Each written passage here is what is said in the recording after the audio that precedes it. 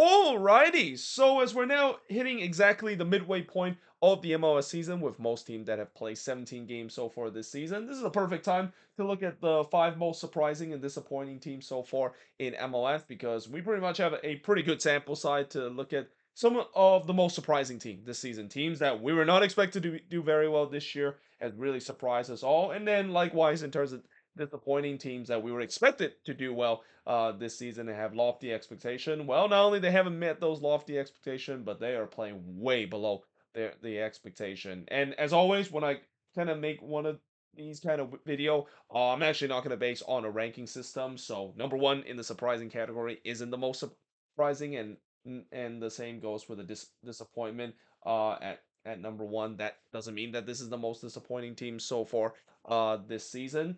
And then, of course, I'll mention the two honorable mention on the surprising category and the two dishonorable mention in the disappointing category as well. So, with that being said, let us begin with number one. And at number one, this fits the Philadelphia Union. So, the Union currently is first in the East as we hit the halfway point of the season. I don't think any Union fans thought that that was going to be the case. I mean, in previous year, that was kind of expected. You know that this team is supposed to be regularly contending for playoffs and even for the MLS Cup.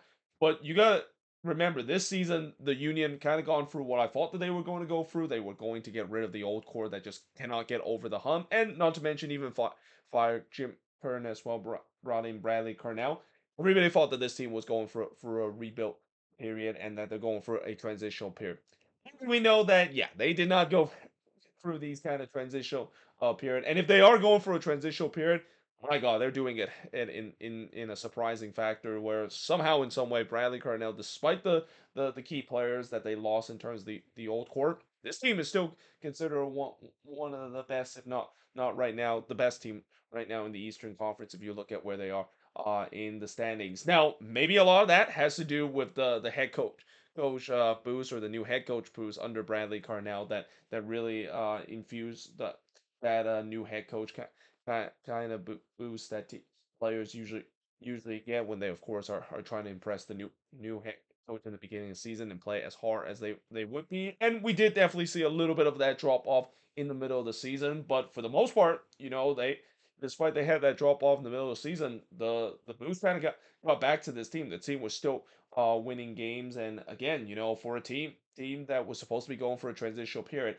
nobody would have thought that this Union team would be where they are, and especially with the way that they didn't spend too much to replace those pieces, and once again, kind of promote within, which is kind of the model for the Union, really trusting on their academy and finding some hidden gem as well. That's kind of the reason why they're first place in the Eastern Conference. And who knew that Bradley Carnell model that he used, which is kind of a very pressing kind of team. I would say that his team isn't as high press when he's with the Union compared to where he was with St. Louis City, kind of really running that energy drink soccer kind of style. But still, it's an effective way. The fact that yeah, they are currently first in the standings, and again, nobody saw this coming. I don't think even Union fans would have imagined with all the pieces that they sold off. And I'm kind of complaining this offseason about the lack of spending that is going on. I mean, there were even some Union fans were calling out of their own ownership group and demanding change in their ownership group because of the cheapness that nobody would have thought in their fan base had the right mind thinking that they'll be first place right now as we in the midway part of the MLS season in the Eastern Conference. Now number two, it's gonna be the Chicago Fire. Now I will say that the surprising thing about the Chicago Fire is the fact that Greg Berhalter has really turned the fortune of this team overnight, and this kind of team under Greg Berhalter is kind of reminds me a little bit of what Pat Nolan did to FC Cincinnati, where he completely changed the culture overnight in quick succession and able to guide that team to the playoffs. We're spending the first couple of years in the bottom of the standings and pretty much wooden spoon winners year after year, and it's kind of the same thing with Greg Berhalter's side. Yes, there are still some old habits of the Chicago Fire has shown where especially on the defensive end they are still a little bit sloppy at the back, but on the attack, I mean, this is one of the most dangerous attack in the league, and that game against DC just kind of shows it. Yes, it was against DC. It was against one of the worst team in the East and one of the worst team when it comes to playing at home in MLS in these last two seasons. But just to show how impressed the Fire has looked in that game and with the high power attack they had, and especially with them playing very well on the road as well, which is kind of something that's unheard of if you're a Fire fan, knowing that this is a team that always tends to struggle on the road. Yeah, you got to give a lot of credit of what Greg Berhalter is doing, and there's no doubt that again, just like that Cincinnati team that Pat Nolan first took over, change the culture and get themselves into the playoffs for the first time, and even win a playoff series. I have a feeling there could be a case you could say about the Chicago Fire. I mean, I think they're above the red line right now. They still have a couple of games in hand. Well, actually, I say a couple of games in. I think they only have like a game in hand, but they're definitely rising up in the standings to a point where this is a team that finally might end the curse, and that again, that's why coaching matters so much in this league. You know, you can have a coach that basically comes in to the league and able to change the culture and change the mentality of the team overnight, even if it's not going to be the most talented team. And that we're kind of seeing it before with Pat Nolan with FC Cincinnati. We're kind of seeing it with Bruce Arena with the San Jose Earthquakes as well, and now we're seeing the same thing with Greg Berhalter with the Chicago Fire. Really changed the fortune and kind of almost exercise the demons that they had, where this is a team that always kind of falter and look like they're just kind of stuck in this endless cycle of misery that this team has been for the past decade. Speaking of Bruce Arena team, yeah, the San Jose Earthquakes right there in terms of the surprise.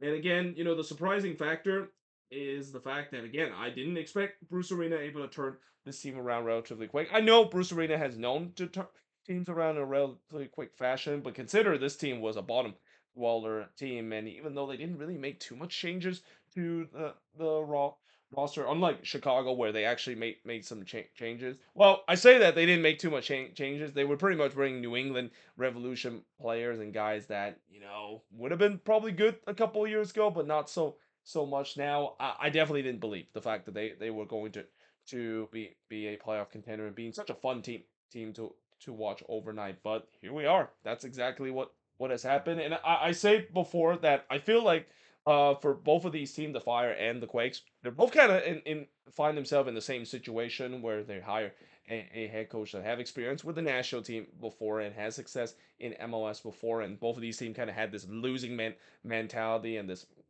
endless cycle of misery that they've been going through for the past decade or so. But really, ever since they got an experienced head coach, not only in MLS but former U.S. men's national team head coach, that is, it's kind of the same path where the Quakes, they are a very good, fun team to watch. Their attack probably even better than what the Fire is. I mean, for a while they are the top goal scoring team. I believe they're still the top goal scoring team right now in MLS. Sure, the defense definitely has a bit of an issue, and the goalkeeping definitely has a lot to left desire. But the fact that this team is playing fun soccer and a long way compared to what we saw last season, where it was a disastrous class and a half to see how the Quakes were playing. This is definitely an encouraging sign and a sign that maybe the Quakes can finally get themselves back into the playoffs and most importantly hold a playoff game as well. I talk about the Fire hasn't made it to the playoffs in 2017. Well, when they made it to the playoffs last time in 2017, at least they hosted a playoff game. The Quakes have not hosted a playoff game in 13 years now. That's the longest stretch I think any team has gone without hosting a playoff game. And not to mention, as I even mentioned before in the beginning of the season, is this finally the year where they finally get to host a playoff game at PayPal Park? Like PayPal Park has now been open almost a decade now, and yet it still has not hosted a playoff game, and that's a really sad reality to see with this team, despite the fact that yes, they have made it to the playoffs between then, but it's just been kind of one and done because of it. And I have a feeling maybe it might not be the case, especially of how well they've been playing, and that especially if they can sort out the defensive issue that this team has that, and also maybe hope that Daniel doesn't get injured as often as he is. This is a team that can surprise a lot of people in the West and can be a dark horse in the Western Conference. Now, at number four, it's gotta be Vancouver. So again, if this was actually a ranking, I would put Vancouver at number one, and it's not even close. I mean, some might say San Diego might have a more surprising season. Consider San Diego, a lot of people were kind of kind of being very unpredictable with what San Diego can bring to the table in their expansion season. But I argue, the Whitecaps might even be even more of an unpredictability because, yeah, you bring in a new head coach there, you fire fan favorite Vanni Sartini, you kind of bring in almost the same roster as last year that didn't really perform and able to get over the hump to win a playoff game. Who knew the fact that not only the fact that Jasper Sorensen come in and really got the best out of the players, but it's almost like, again, I go back to what I said, how coaching really matters in this league. It doesn't matter how much talent that you have, and especially we have seen teams before spending a lot of money to try to get that talent, and we'll talk about a little bit once we get to the disappointing category of some of these teams try to do that and didn't quite work out. You need to have a good head coach, and you need to have him run a good system that can get the best out of the player. And I think that's what Jasper Sorensen has done. Some have said that this is kind of like Wilfred Nancy West that Jasper Sorensen is doing because a lot of the principle that he does is very similar to Nancy Ball, that what Columbus is doing. And as a result, this is kind of the reason why you're seeing guys that, in previous years, we know that this is a Whitecaps team that can be a very talented team, but they just don't seems to have the right system that can get out the best out of the player. And as much as Vanni Sartini did a good job with this team, I don't think with the style that he played really got the best out of the team to a point where they were kind of just being a team that is good enough to make it to the playoffs, but just not good enough to win a playoff game. Which that's kind of what frustrates a lot of Whitecaps fan about Sartini not getting into the next stage. Well, Jasper Sorensen has definitely turned this team into the next stage. And I think the other thing that is impressive by the Whitecaps in terms of what Jasper Sorensen has bring to the table in terms of the tactics, it's also the mentality of this team. I mean, I have never seen a team with this strong of a mentality to after that 5-0 beat down that they suffer down in Mexico, and with the way that they didn't had a training on Wednesday and had a short kind of week to prepare for that Sounders game, and they were missing pretty much almost half of the team because of international duty. The fact that they still had the mentality level to show up in that game against the Sounders, despite playing pretty much backup players in that one, and able to win that one convincingly, that just shows you how much of a strong mentality that this team is. And it also kind of shows you that 5-0 loss that they suffer against Cruz Azul, as painful as it is because it's a cup final, was kind of just an outlier because this is a team that has that strong belief that they can definitely overcome adversity no matter what is ha- happening. And I think it's also safe to say that this is a team that I don't think anybody want to play this team once this team make it to the playoffs. This is a team that again just overnight has kind of becoming an MLS Cup contender in the Western Conference, and a lot of that has to be thanking what Jasper Sorensen has done to just transcend this team to be a team that might be good enough to make it to the playoffs, but maybe not good enough to win a couple of playoff games, to a team that, yeah, nobody wants to play this team. I mean, I'm pretty sure no one wants to play this Whitecaps team when they made it to the playoffs, and especially how good they have been this season. I mean, this team have only lost once so far this season, and we're halfway into the season as well. They're on point to only lose twice in the entire season, which is just unheard of, in my opinion. Now, at number five, gotta put San Diego on this list. And again, I talk about Vancouver, probably the most surprising team. San Diego, I think it is also probably the second most surprising team. And again, the reason why we were not expecting this to have an incredible well start to the expansion season is we just don't know what kind of style that San Diego was going to put, and especially with the hiring of Mikey Veras, which was kind of a bit of an underwhelming hire, consider he comes from the Greg Berhalter tree, and while Greg Berhalter has done a good job when it comes to coaching in MLS, you don't know if his coach assistant can bring this same thing, and especially the style that he brings in and his coaching tree brings in, it might not be very uninspiring. Well, that's been the complete opposite. It's been an inspiring kind of play for the San Diego side. And some might say that in their beginning time in their first couple of games, they play well, mainly because nobody expected how they play, and there was really no book on them, which is why they did relatively successful. And we also saw that during that losing streak that they had after that incredible start, you're just thinking, well, maybe the book is finally on San Diego, and now they're gonna falter. But credit to Mikey Veras, he has made some really good adjustment to a point where, yes, they are still dominating the possession wise, but they have difference maker on this team that can really really do thing. And especially this is a very deep team as well. I mean, we know that this team has some big name player like Anders Stry, who is now probably on point to become newcomer of the year because of how he's done, and even the big name in Chucky Lozano. But there are some unsung hero on this team that has contributed in terms of the goal scoring department, like guys like Alex Maitin, even Milan Ilowski coming off the bench a couple of times, scoring some key goal as well. Valakari, another example. Even their captain, Yippee Verskov, has done well so far this season. Again, there's just a lot of unknown kind of player that really was unexpectedly really play at a very high level. And again, part of that is because of the way that Mikey Veras really believe in this team. He just like what we said about good coaching, he must have put a very good pep talk throughout each of these games to get the best out of the team. And as a result, even if it's not a flashy team on paper, this team can succeed to a point where again they're on verge of breaking the points total for an expansion team. And I might even do a video tomorrow looking at them compared to LAFC when have the current record for the most points in the expansion season, and to see the pace that both of these teams are in, and whether or not if San Diego can beat that mark that LAFC hold back in 2018. Now, honorable mention, I'm gonna just go with initial. I'm gonna say Nashville and also the New England Revolution. So for Nashville, again, the honorable mention for them, the big surprise for them is the buy-in to BJ Cowan's system. It's definitely been much faster than I thought it would be. I mean, we kind of saw a little bit of last season of what BJ Cowan had to do in terms of the players can buy into his system, but this year it feels like the buy-in has now finally comes through, and as a result, they have looked like a complete different team. And it also helped the fact that Hani Mukhtar is having a renaissance season of the ages, and Sam Surridge has been the number 9 that they've been dreaming of ever since they bought him. And then for New England, the big surprising thing is that after that terrible start that they had, and after Caleb Porter was just this close from getting fired, the fact that he has completely turned things around, and just almost magically after they end that winless run, it feels like the pieces finally fall with this team, with a lot of these new players finally started to play up to their potential.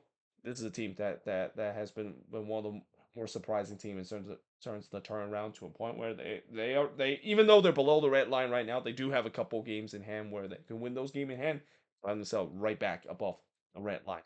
Now, looking at disappointment, and we start off with number 1.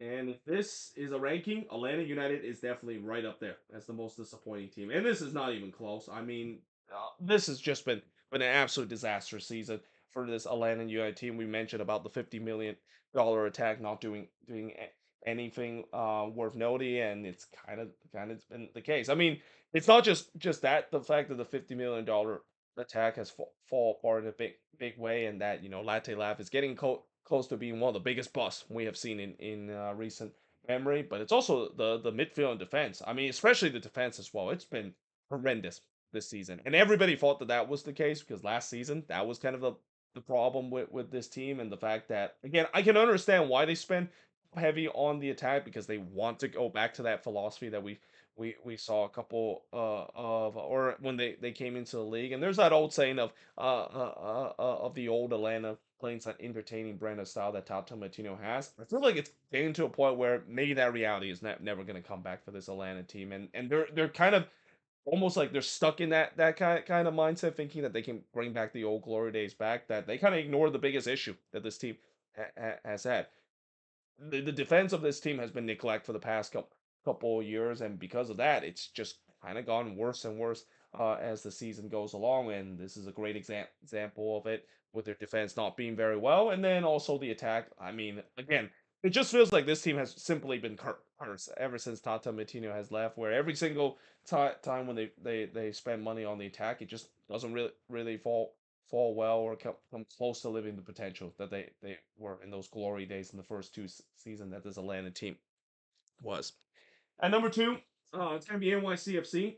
So the disappointing factor about NYCFC is the fact that it feels like it's kind of almost like a stagnant situation, and I would also say kind of almost them started going backwards in terms of the progress that they made. We know that this is a very young team, and we know that they have a lot of good young talent off this team, but it's about making that progress into the next level. And I thought last season, while we definitely showed that inconsistent and maybe that maturity issue with this young team, you would expect maybe a new head coach coming into this one will bring that maturity, and maybe will help these guys bring more consistent, as Pascal Janssen has done, especially the quality that he brought coming into NYCFC, and it just have not been that. I mean, it's just been almost the same thing, to a point where, like I said, it feels like they kind of gone backwards in terms of the progress they made. All these young guys are still very inconsistent in terms of their performances, and not to mention at times may have even gone backwards in terms of the progress that they made. And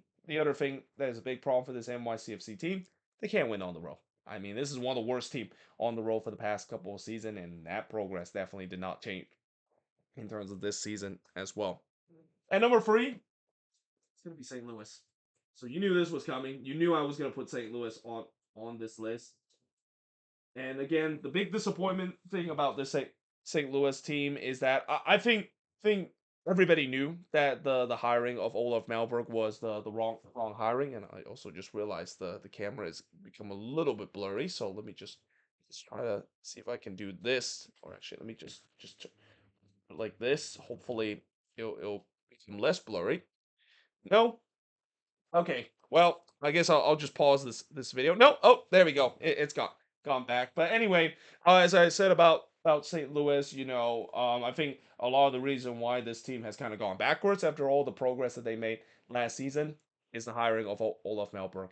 The hiring of Olaf Melberg has really ruined this team, where it kind of didn't make sense that their sporting director Lutz decided to go with a very defensive head coach when they were playing some entertaining brand of soccer under John Hackworth, and that it was to no one's surprise that when they decided to hire a defensive head coach, and not to mention, yes, they have dealt with some injuries to their team, but because they hire such a defensive head coach, this is a team that just almost like they're playing scare every single game, being way too defensive and not really taking risks going for on the attack. And we know that you can be good defensively for so long, but if you're not scoring the goals, and as we've seen with Ola Melberside, only 11 goals that was scored in his tenure of this team. It's no wonder why they were losing a lot of games, and not and turned into probably one of the most boring team to watch in the league. Now, ever since Dave Critchley has come into this team, it has kind of revitalized this team to a point where they are definitely much better on the attacking end. Though the last game, I think, is an example of the fact that, because of them not scoring a lot of goals, even when they're getting the chances, they're not finishing those chances because of the goal scoring burn that they've been throughout this season. But at least there are some progress that it seems like this team has started to not be afraid to go on the attack, and started to show more freedom on the attack. Because when you look at this roster, this team should be a good attacking side. This team should not be playing like the way that they've been playing under Olaf Melber, being so restricted as a resort. And who knows, maybe Critchley can do the same thing that Hackworth did. And the only difference now is at least St. Louis will have more time to turn this around compared to what we saw last season, where they waited a long time before firing Bradley Carnell, and by the time Hackworth does take charge and trying to turn the team around, it was a little bit too late for them to make a playoff run. Then we look at number 4. It's the LA Galaxy. So yeah, again, I know they have to pay the cup tax, and they're probably one of the hardest team when it comes to paying the cup tax in recent defending MLS Cup champion. But it still doesn't explain the fact that they took almost half the season before they finally win their first game. Now, part of that maybe a tribute to some bad luck that we saw with the Galaxy, and really, I think in the month of May, that pretty much just kind of sums up the Galaxy this season, where it's just bad luck after bad luck, just finding excruciating way to lose games that they shouldn't be losing. And I guess that's kind of what happened when you have a long winless run to carry it, and that there's just no winning mentality whatsoever left in this team. But even with that problem, and even with the way that this team is devastated because of injury and pretty much restricted with the cup taxes, they should not be as bad as what we've seen this season. And the other thing that is kind of alarming is the fact that yes, I know Ricky Pooch means a lot to this team, but he can't simply mean that much to this team to for them to to suffer that badly. And also, as I mentioned with the Galaxy many times when I did an individual video talk about them, I think one of the biggest mistake and the thing that I think not a lot of people talk about this, the Delgado no transfer to LAFC. That one I think might be the one of the main issue why it kind of cripple them. I think them choosing Marco Royce over Delgado was clearly the wrong decision. Delgado, we know what he can bring to the table for this Galaxy team, and even when they did not have Puig in last season, they still had a pretty good record because Delgado really filled in that role. Well, with the way that Delgado is no longer there, and Marco Royce, as it's kind of the case throughout his season and his career of spending more time on the IR than on the pitch, you get the LA Galaxy right now. Just a really sad kind of team where nothing is going right on the attack, and also the defense kind of regress back to old Galaxy way, where last season, as well as their defense was, especially during their MLS Cup run. We always talk about this Galaxy team. One of the biggest Achilles heel they have is that they have a very bad defense. No matter what they try, it seems like it's a curse that they always will have a bad defensive team. And while that curse definitely took a pause during their MLS Cup run, it's back with vengeance this season with how bad they've been defending and how many goals that they once again conceded. And also, it doesn't help the fact that they also have a goalkeeper revolving door that is going on. How many times I said when teams decide to have a goalkeeping revolving door, decide to switch goalkeeper left and right throughout the season, those teams usually don't do very well, and those are kind of the team that usually give up some of the most goals. Then we look at number 5. I'm gonna say Austin. So the disappointing thing about Austin this season is the fact that, again, it's kind of the same thing I would say about Atlanta that I'll say about Austin, where, Austin is a team that spent a lot on the attack, and that was kind of one of the issue that you could say that team had last season, where the attack wasn't very well. Well, their defense wasn't actually that good either last season, but you would expect the fact that after they spent a lot of money on the attack and maybe bringing a little bit of a defensive head coach just short of the defense, that maybe things were going to go well, right?